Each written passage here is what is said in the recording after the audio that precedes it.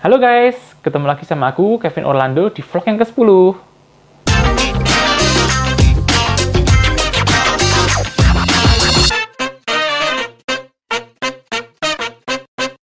Sesuai janjiku di vlog-vlog yang sebelumnya, kali ini aku akan explore lebih mendalam tentang jenis-jenis obligasi ya guys. Jadi, bagi kalian yang belum nonton vlog ke-8 dan vlog ke-9 ini, lebih baik kalian tonton dulu atau masukkan watchlist kalian, supaya kalian mudeng video yang ini guys, karena ceritanya bersambung.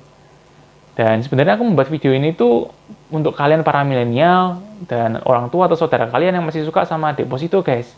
Nggak ada salahnya untuk mencoba berinvestasi di obligasi ya. So, make sure kalian tonton video ini sampai akhir, supaya kalian itu tahu kira-kira nanti setelah nonton vlog ini, kira-kira kalau mau beli obligasi itu yang mana sih, jenisnya yang apa. And anyway, don't forget to subscribe and turn on notifications, supaya kalian tetap stay up to date dengan info-info investasi dari aku ya. Nah, sebelum aku sharing tentang karakteristik tentang jenis-jenis obligasi, akan lebih baik jika aku sharing dulu tentang inti-inti penting dari obligasi menurutku ya guys. Yang pertama, tenor. Obligasi itu ada yang tenor short term dan long term.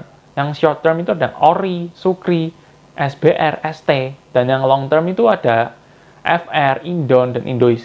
Tapi di video ini aku akan lebih fokus ke yang obligasi short term ya guys. Dan ada yang nomor 2, ada 2 cara untuk membeli obligasi. Yang pertama itu di penawaran perdana, yang kedua di pasar sekunder. Tapi aku akan menjelaskan lebih detail dan contoh-contohnya di vlog selanjutnya ya guys. Yang ketiga, obligasi itu ada yang basisnya rupiah dan basisnya falas. Tapi seperti yang aku bilang, aku akan fokus ke yang basisnya rupiah dulu ya. Jadi guys, tadi itu adalah inti-inti penting tentang obligasi menurut pandanganku ya guys. Nah, sekarang kita belajar tentang karakteristiknya yuk. Nah, jadi di video ini aku akan fokus ke yang obligasi short term basis rupiah ya. Jadi, obligasi short term itu yang basisnya rupiah dibagi menjadi 2, konvensional dan syariah. Yang konvensional itu ada contohnya SBR, ORI, terus yang syariah itu ada contohnya ST, SUKRI. Nah, sebenarnya ada lagi obligasi basis rupiah, tapi yang long term guys. Namanya itu FR atau fixed rate. Sebenarnya obligasi fixed rate ini jarang kita tahu publikasinya ya guys, karena menurutku lebih cenderung ke pasar sekundernya guys. Sementara guys, kalau obligasi yang basisnya falas itu ada Indon dan Indois. Jadi mereka itu ada obligasi yang long term, tapi basisnya pakai US dollar guys.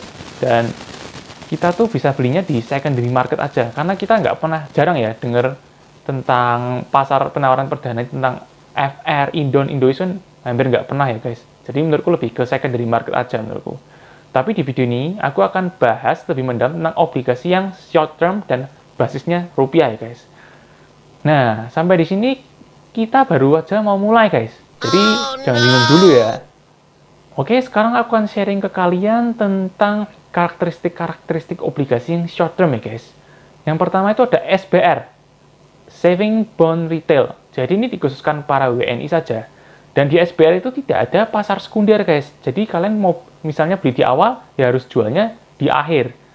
Nah, tapi untungnya ada fasilitas early redemption guys. Jadi kalian bisa mencarikan uang yang kalian punya itu, tapi harus disisakan minimal 50% dan minimalnya 1 juta ya. Jadi kalau kalian belinya 1 juta aja ya kalian nggak bisa pakai fasilitas early redemption-nya guys. Jadi contoh kalian beli 2 juta rupiah, mau di early redemption 50%, kan masih sisa 1 juta ya. Tapi biasanya fasilitas early redemption itu bisa digunakan setelah 1 tahun dari masa pembelian guys. Jadi tenor SBR itu kan 2 tahun kan. Nah, setelah 1 tahun berjalan, kalian baru bisa menggunakan fasilitas early redemption. Dan untuk minimal belinya tuh 1 juta rupiah, maksimalnya 3 miliar rupiah per orang guys. Jadi nggak bisa kalian mau punya 5 miliar, 10 miliar, mau beli SBR nggak bisa guys. Harus dibagi-bagi. Misalnya kalian 3 miliar, saudara kalian 3 miliar, lah itu boleh. Nggak bisa 1 orang 6 miliar, itu nggak bisa guys. Jadi untuk beli itu minimal kelipatannya 1 juta guys. Nah, terus untungnya beli SBR itu apa sih? Dapat kupon, tapi sifatnya seperti ini, floating rate dengan batas minimal. Jadi itu kan yang menentukan kupon obligasi itu kan suku bunga BI guys. Jadi misalnya suku bunga BI turun, ya obligasi kalian turun itu tapi ada batasnya. Nggak suku bunganya turun-turun terus, obligasi kalian turun-turun terus, kan kalian juga rugi kan guys. Nah, tapi enaknya tuh gini, kalau kalian beli SBR itu kan sifatnya floating with floor rate ya. Jadi kalau suku bunganya turun, kan kalian kupon obligasi turun tapi ada batasnya. Nah, kalau suku bunganya naik, kalian akan mendapatkan kuponnya naik, guys. Enak kan? Nah, itu SBR. Kalau ST, itu suku tabungan, itu tuh persis sama SBR, cuma ini versi syariahnya, guys. Oke, aku akan lanjut ya. Sekarang aku akan membahas tentang ORI, Obligasi Retail Indonesia. Jadi ORI itu dikhususkan untuk para WNI saja dengan tenor 3 tahun, guys. 1 tahun lebih lama daripada SBR dan ST. Nah, enaknya ORI itu apa sih? Enaknya ORI itu ada pasar sekunder, guys. Jadi kalian ada kemungkinan untuk dapat capital gain. Kalau SBR dan ST kan nggak ada ya.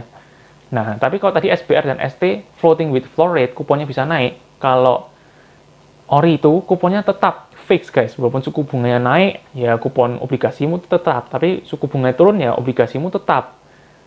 Jadi nanti pembayaran kupon-kupon obligasi ya, entah SBR, ST, ORI, SUKRI itu akan dibayarkan setiap bulannya, guys. Dan untuk minimal belinya ORI itu 1 juta rupiah dengan maksimum 3 miliar rupiah. Caranya sama seperti SBR dan ST tadi itu ya. Itu per orang, guys, dengan minimal kelipatan 1 juta. Nah, karena ORI itu ada pasar sekunder, jadi nggak ada fasilitas early redemption, guys. Ya kalau kalian mau jual, ya kalian jualnya di pasar sekunder itu, guys. Tapi biasanya minimum kita harus nge-hold 1 holding period. Minimum 1 holding period itu 2 atau 3 bulan setelah kita beli. Nah, itu baru kita bisa jual di pasar sekundernya, guys. Nah, ya, itu tadi kan ORI ya. Kalau SBR punya versi syariahnya ST. Kalau ORI punya versi syariah juga, guys. ORI itu punya versi syariahnya namanya SUKRI, suku retail. Ciri-cirinya persis sama kayak ORI, cuman syariah, guys.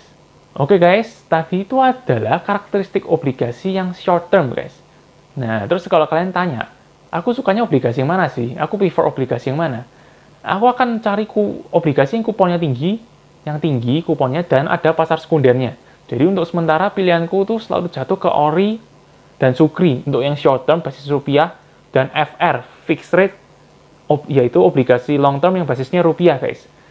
Nah, tapi kan kalian tanya ya, nah tadi kan SBR dan ST ada floating with floor rate ya. Kalau kupon suku bunganya BI-nya naik, kupon obligasi kan bisa naik. Kenapa nggak pilih itu aja sih? Nah, sebenarnya menurut pandanganku, sekarang itu suku bunga BI itu cenderung flat atau turun, guys. Jadi aku lebih memilih yang ada pasar sekundernya dan cari kuponnya tinggi. Dan walaupun SBR dan ST kuponnya tinggi, tapi aku nggak bisa mendapatkan capital gain dari obligasi SBR dan ST, guys. Dan ini akan berbeda cerita jika besok-besok kondisinya suku bunga itu akan cenderung naik. Mungkin aku akan lebih prefer SBR dan ST juga, guys. Tapi untuk sementara aku belum memilih SBR dan ST sebagai pilihan obligasiku ya, guys. Nah, guys, jadi sampai sini kalian jelas ya kalau mau beli obligasi yang short term itu beli yang mana? Dari ORI, SUKRI, SBR, ST. Dan yang long term kan tadi kan ada FR, Indon, dan Indois ya. Tapi aku belum bahas itu karena ini agak rumit sebenarnya, guys. Jadi yang short term dulu aja ya.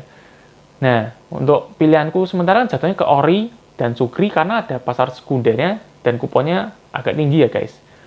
Walaupun SBR dan ST kuponnya tinggi, tapi kan aku belum bisa dapat capital gain dari pasar sekunder. Jadi aku tetap milih ORI dan SUKRI sampai saat ini ya. Kalau kalian pilih yang mana ya, guys? Komen di bawah ya. Dan as always, aku akan sharing ke kalian quotes sebagai closing statement video ini ya. Yang kali ini dari Carlos Slim. Yuk, coba kita baca. Anyone who is not investing now is missing a tremendous opportunity. Jadi ya guys, bagi kalian yang belum melakukan investasi, lebih baik kalian melakukan investasi sekarang, guys. Secepatnya. Karena semakin lama ditunda, kalian akan semakin kehilangan kesempatan, guys. Dan kalau kalian ada pertanyaan, feel free untuk tanya komen di bawah atau DM aku personal di Instagram @kevinorlando, O-nya double ya. Dan jika kalian merasa video ini membantu, please like, share to your friends, others, and subscribe this video ya. Thank you. See you in next video.